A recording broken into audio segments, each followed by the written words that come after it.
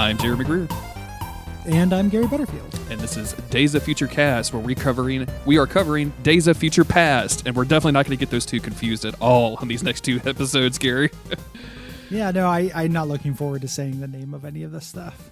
Maybe we should call the podcast something else. We could just name it like Dafka.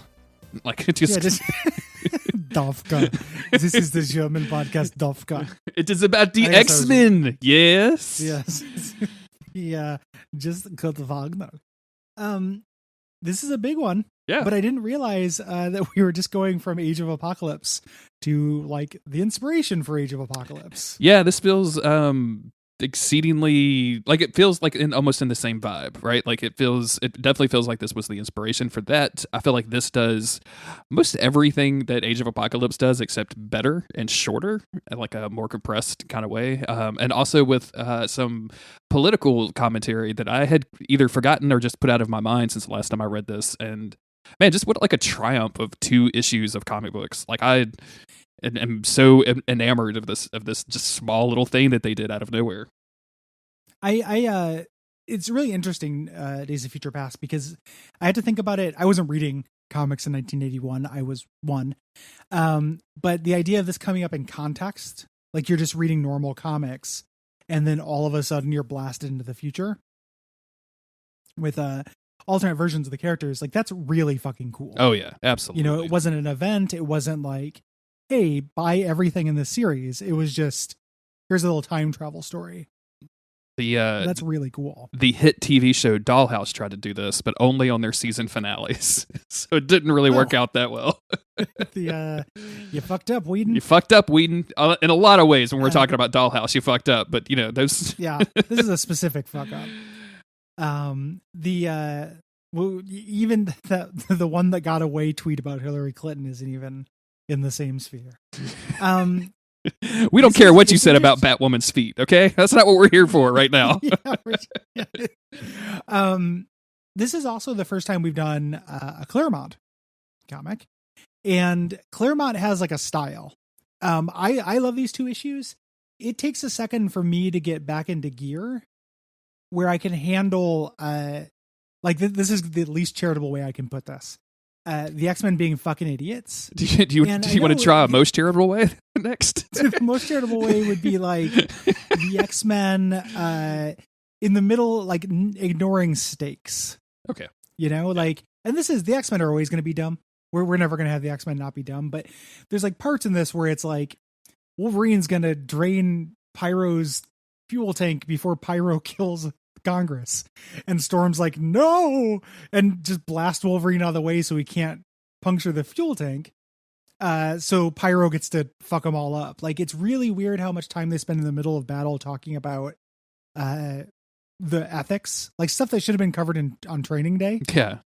For the X-Men. But it's like, Wolverine. Like an ethics danger room. You can't trust that dude to remember anything. That's true. He's healing. He's healing over his memories. There's a couple parts in this where I'm just like, man, just eyes on the prize, Storm. God damn it.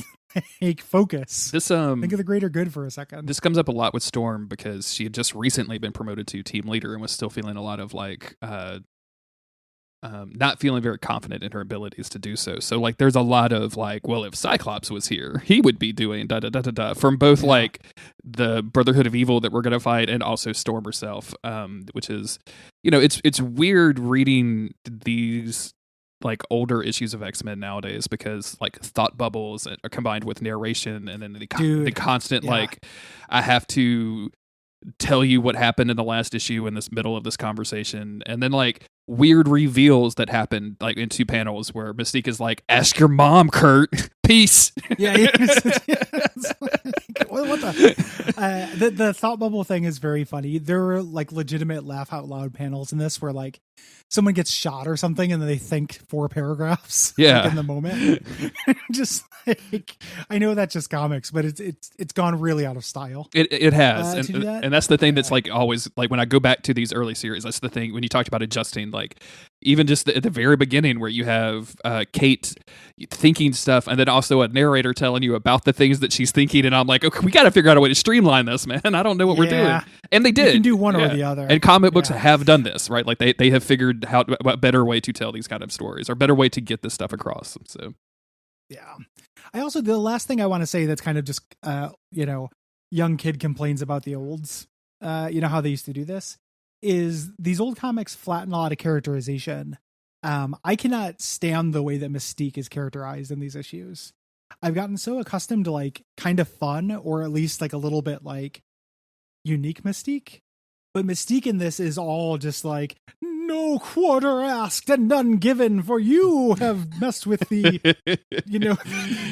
the embodiment of your fears for the last time, human. The Brotherhood of Evil Mutants will punish thee. Like, everyone talks in that Claremont shit, and it's so weird for Mystique to do it, because I'm so used to a Mystique that was at least partially informed by the movie Mystique. Mystique eventually became kind of like the word I on the tip of my tongue is fun, but that's not it. Like, a little bit more casual and a little bit more nuanced and a little bit less of like a Shakespearean Silver Age Marvel villain. Yes, absolutely.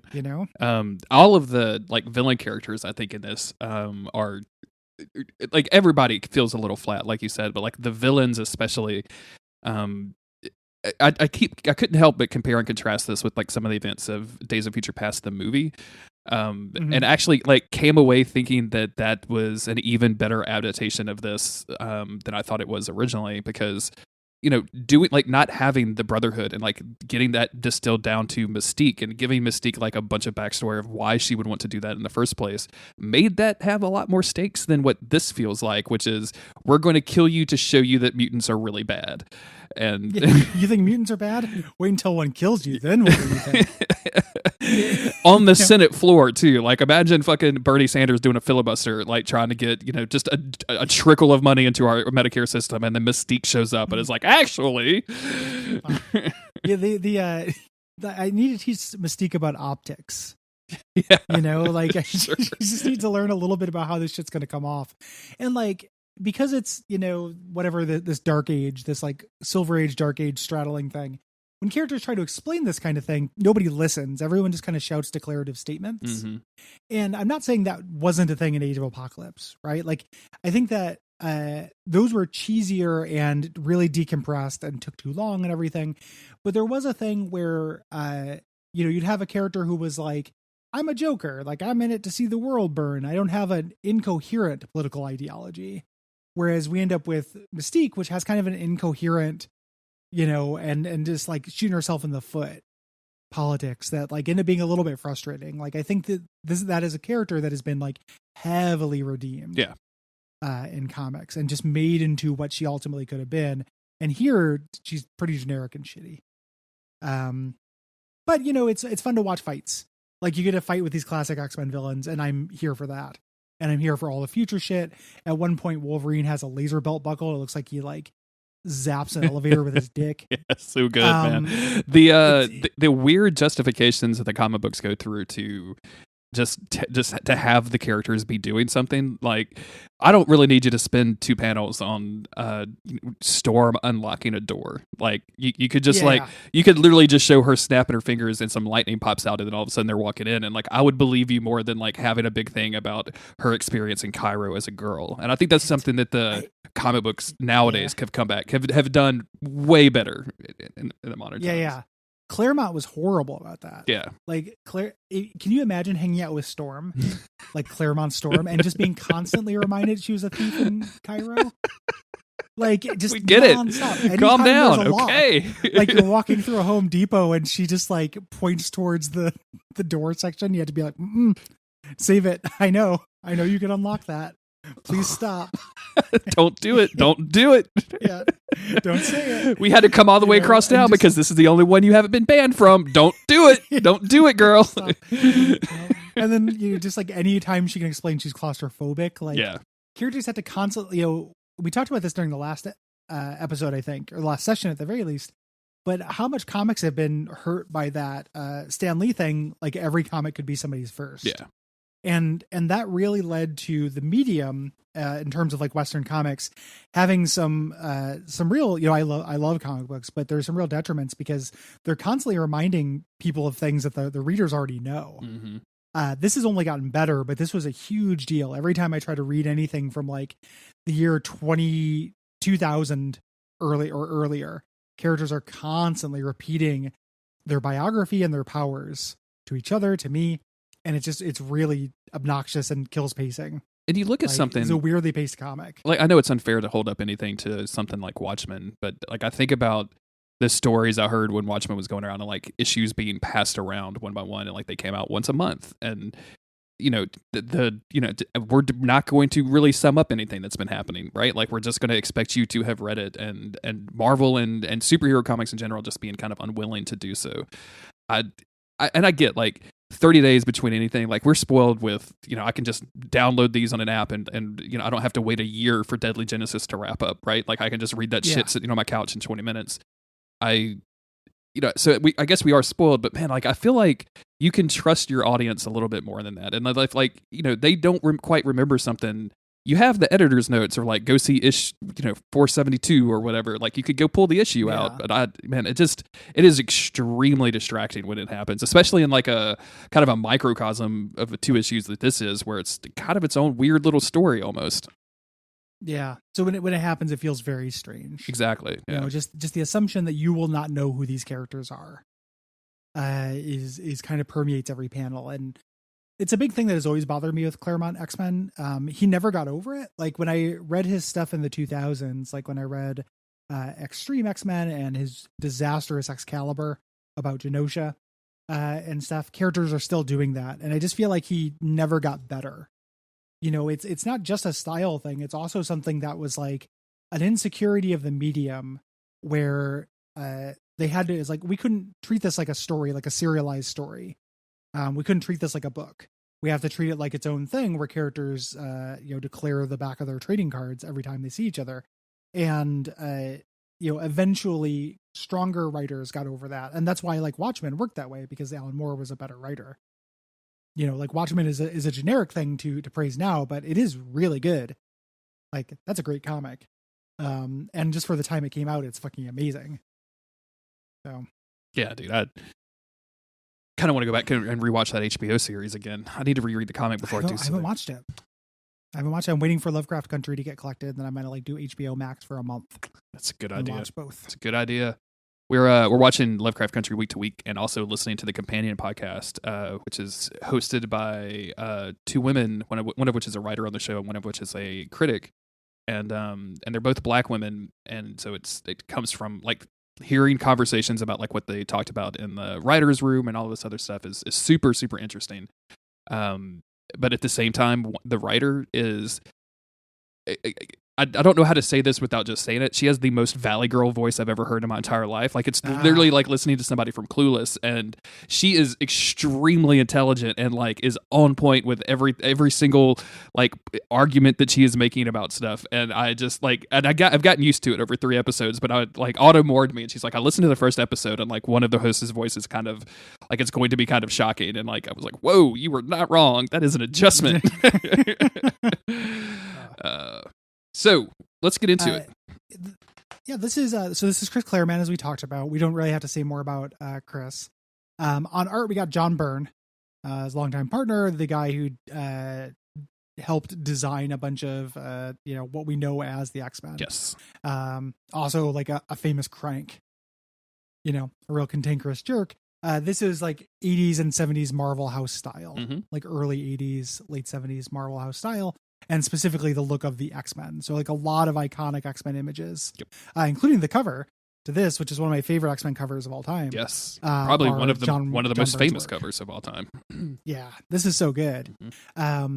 This is, our cover, we have Wolverine. He's old. He's next to Shadowcat. We don't know it's Shadowcat at this time. In front of a big poster saying the status of the different X-Men. They've been killed or captured. By somebody who's shining a spotlight on him. Yeah. And we can tell Wolverine is old because he has gray in his hair like I do. So this makes me feel super great to read a comic book. It's like, oh yeah, cool. Okay. So that's the way. Okay. All right. Got it. This is what you're going to be like in your dark future, Jeremy. Exactly. Yeah, and my dark future of 2013. I would pay to go back to 2013 at this point, just see if I could make any difference in the world. Yeah, maybe if I volunteered somewhere, I could change something. I'm gonna start campaigning for Bernie now. 3 years before the election. I'm gonna go back in time to assassinate Hillary Clinton so that we can have the Bernie. No, I'm just kidding. I'm just kidding, everybody. Yeah. Well, you're gonna get added about that no matter how many times you say you just kidding. You think so? You think we got a bunch of like HRC stands like listen to the podcast? Like, man, they're around, dude. Like, it's weird. They're around. There'll be a review that mentions it, I bet. I mean, hey, I voted for. Like, you know what I'm saying? Hey, who didn't? It didn't fucking matter. Yeah. Which doesn't make it feel better. I feel like I'd get. Start off here. Yeah, let's move on. We are 17 minutes into this episode, man. Yeah, we gotta get into this, and it's a 38-page comic, so let's get into it. Yeah. So we start off with this picture of Kitty Pryde in the ruins of the city. They do the thing where the title of the story is like printed on a billboard behind. I love that. Me too. Ruins of New York. This is it's things have gone to shit. It is post-apocalypse. And she's thinking to herself about when Logan is going to show up, and the narration welcomes us to the 21st century. So it doesn't actually give us a year yet, but we know this is, written in 1980. We know we're far in the future at this point. Yeah. Yep. So she runs into some like raiders. She calls them rogues, which I wouldn't have called them. One's wearing a top hat. Yes. I don't know why. This is very like she doesn't have her powers. This is very like 80s gang musical theater to me, Warriors. right? Yeah, this is very the Warriors. Yeah. Yeah. She doesn't have her powers. She has a collar. Mm-hmm. So she has to fight them hand to hand. And the thugs get the upper hand, but then Wolverine pops up. Yeah. I feel like these collars were new at this time. Like, and it's just such a like terrifying device. Like, I'm gonna snap this around your neck and you can't use your powers anymore. Like, that's just so it immediately is like, oh god, like that's how they did all of this. Like, because how would they imprison Cyclops? Like, oh, they're gonna take his powers away. Yeah. I don't know whether these were new at the time, but they were definitely more novel. Mm-hmm. Now it's like the X-Men lose their powers whenever it's convenient to the plot. Yeah. And there are lots of ways they can do it. Including the next issue where it happened, or the next series we're going to cover. Yep. Where it happens when it's convenient. Yeah. She engages in some. She gets saved by Logan, who refuses to pop his claws because he doesn't want the Sentinels to know that he's there. So he's kind of undercover, and he is delivering to her a jammer. And that jammer will be invisible to the Sentinels, and they're kind of talking about a plan that they are both working on. And that, hey, you've got phase 1, I've got phase 2. Phase 1 definitely needs to be done by the time phase 2 starts up. Yep. And he's with the Canadian Resistance Army, which I love. Like, Claremont, Byrne, X-Men respected Canada in a way that no other pop culture piece of media ever has. It's really great, man. It's really good to me. Like this and Letterkenny are like what the Canadians have. Yeah, exactly. So she goes back, and I love this thing. She's going back to this camp. Like, she lives in a prison camp. Mm-hmm. She has to check in with this Sentinel that can tell if she's lying or not. And she has to walk through a graveyard of her friends and other superheroes. Yeah. And this is literally Ben Grimm's here. And this is literally a concentration camp. Like this is exactly like, this is as bad as it gets, y'all. Like they are putting mutants in here to be slaughtered. A weird thing to me is like the Sentinels have taken over the government, and apparently they've just taken away technology because they're pulling buses around with horses. Did you see that at the top? Like, it is just, it's such a weird combination of like what they used to have versus what it is now, and like who's taking care of those horses? Like, what are we doing? Yeah, I don't know. Gotta get Autumn to be the consultant on Days of Future Cast, the horse consultant for the future. So she goes and checks in with her resistance, the remaining X-Men. Yes. Here. So, and there aren't very many of them. Wolverine, who's with the Canadian Resistance Army, so she's not here. Shadowcat, who goes by Sprite at this point. Storm, Colossus, and then they're also with Franklin Richards, who gets a bad deal. Yeah. in this comic. Gets killed pretty quick. Franklin Richards is such a weird character. Like, he keeps popping up in stuff that we're covering for and like disappearing almost immediately. Like, it was weird to see him as a baby in Age of Apocalypse that had like no reason to be there, and then now he just shows up here as somebody's boyfriend, right? Rachel's boyfriend. Yeah, Rachel Summers. Yeah. Yeah, they're really trying to make Franklin Richards a thing, and he was for a little while. Like, he created a universe where all the superheroes went after they killed Onslaught and all the kinds of dumb shit. But now he's just here to get killed in a couple pages. Yeah.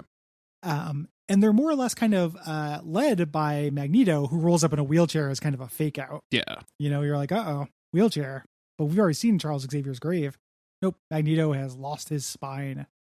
And I think, like, something. I feel like this was the first time too that you saw anything of Magneto other than like the hammy villain stuff, right? Like, this is the first time you've ever seen them on the same team, right? Oh no. Like, they've been doing. There have been stuff I feel like in the late 70s that kind of hinted towards that. Okay. I feel like this is before he joined the team and like taught the New Mutants and shit. Yeah, I knew that. I think that Claremont had started working on the Magneto redemption a little bit. This was still like jarring, but I don't think it was necessarily the first one. I could be wrong about that though. It's also, I think, notable that like Rachel is not named Rachel Summers yet. Like, she's just Rachel in this, and like they don't really have any. We're not really given a whole lot to do. Like, she's going to become so much more important later. But like right in this comic book, like you would think like, oh, she has red hair and she's a telepath. Obviously, she's related to Jean Grey because that's how Claremont / X-Men work. But like, you wouldn't know that from the story. Yeah. Colossus has Reed Richards' hair. Yep. Which is really confusing because I thought that was definitely Franklin Richards for a while. You know, they talked about they basically say like, this is our one shot. We have to do this. This has to work. You know, Kitty Pryde's like, yeah, the Sentinels killed my friends. They also killed my babies, like my children. You know, they're a couple at this point. Franklin takes the tiny little device, the jammer, to unlock everyone's powers. And what they're going to do is use Rachel's psychic abilities to send Kitty Pryde back in time to her younger self. Yes. That is part A of the plan. Yes. And it works. But we're not going to know that because first we're going to go back to the current timeline, which is Halloween 1980. I was probably just starting to be an itch in my daddy's pants at this point. I think like I was almost born at this point. Kitty walks into little go ahead. 1 month old Gary Butterfield reading this comic. Yes. It popped out and went, like Mystique's dialogue. Why are they talking down to me? I'm a baby. Not an idiot. Why Claremont talk so down to baby Gary? Baby Gary understand subtext. Gary worried about upcoming election. Wagon gonna get elected. You go boom boom.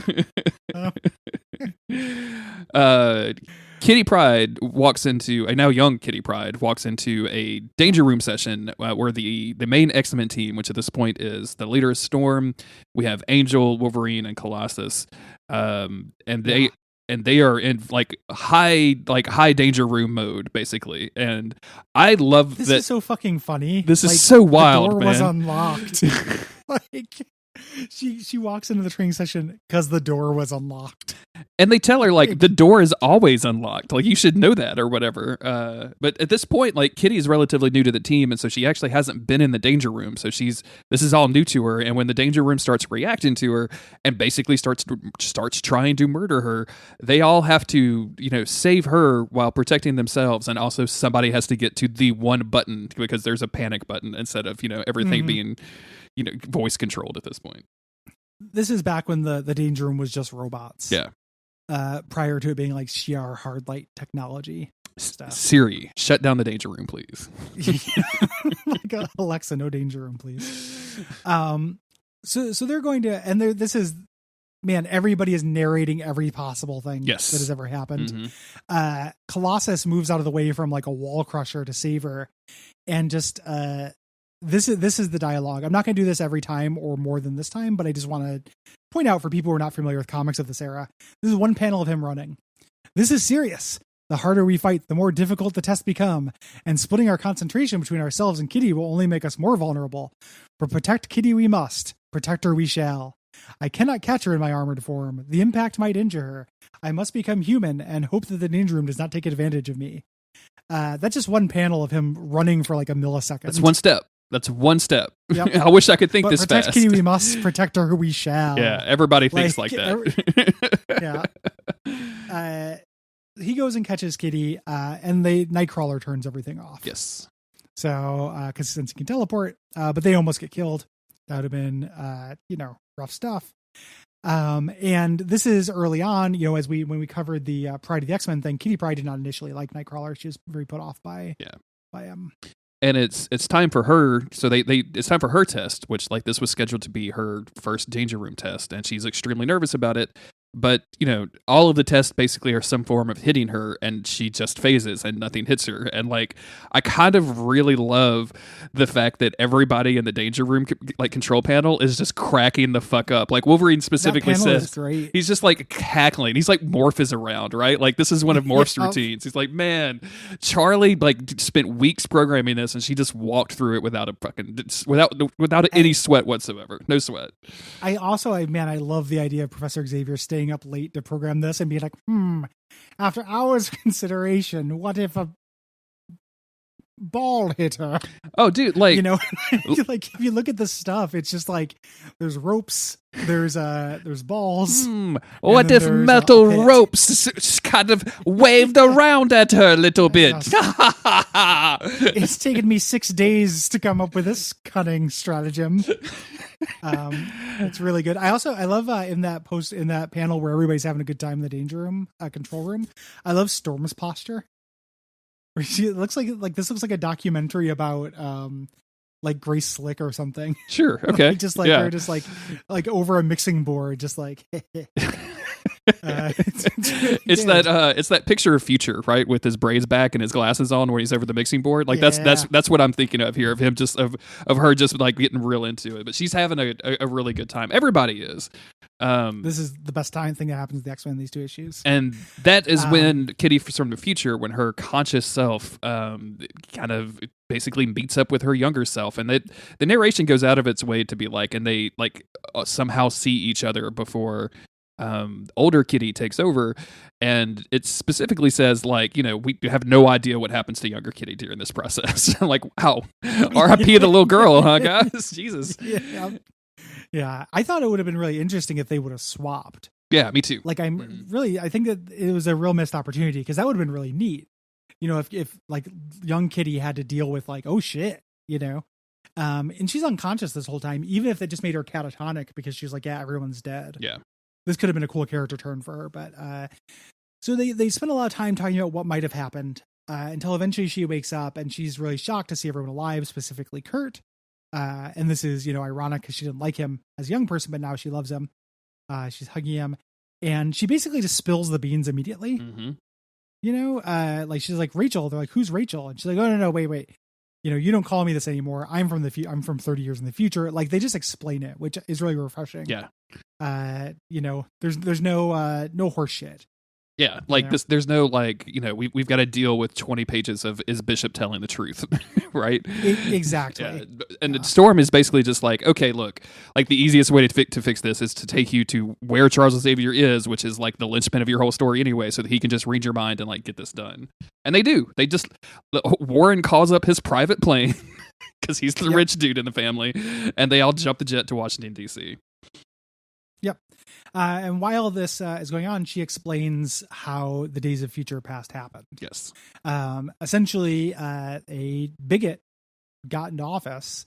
1984 Rabbit anti-mutant candidate was elected. They made the Mutant Control Act. It was struck down, but the administration responded by reactivating Sentinels. And Sentinels decided the best way to protect mankind from mutants was to get rid of all superheroes and to totally control mankind. How much do you love this panel of the superhero faces with X's over them?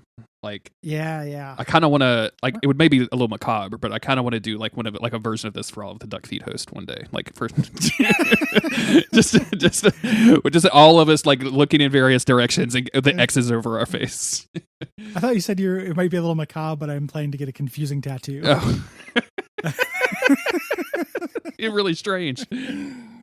Like, oh, so you don't like Doctor Doom, but you also don't like the Thing, and you don't like any of them, huh? Okay. The tattoo artist gets offended when I get to Ghost Rider. No, come on, man. Yeah, Come on. He man. was cool. He's cool. Oh man. And she's obviously extremely yeah. upset about all of this, right? Like, she's, we fought for so long and we still lost, and she just breaks down into tears as she tells them, like, Rachel, who was a telepath, sent them back. And this is where we flick back over to 2013, and our crew is running away. They've had to leave Magneto behind to try to protect them, which, again, like, I feel like reading this and remembering the movie Days of Future Past, right? Like that scene kind of like that we got, that awesome scene of Ian McKellen, protecting everybody. Mm-hmm. But this is where the Sentinels find them and just immediately roast Franklin, and not like comedy roast Franklin, which I would be kind of here for. Like, I'm not saying Franklin's dad's a prick, but no, he immediately gets murdered. I don't see your mom at night either, Franklin.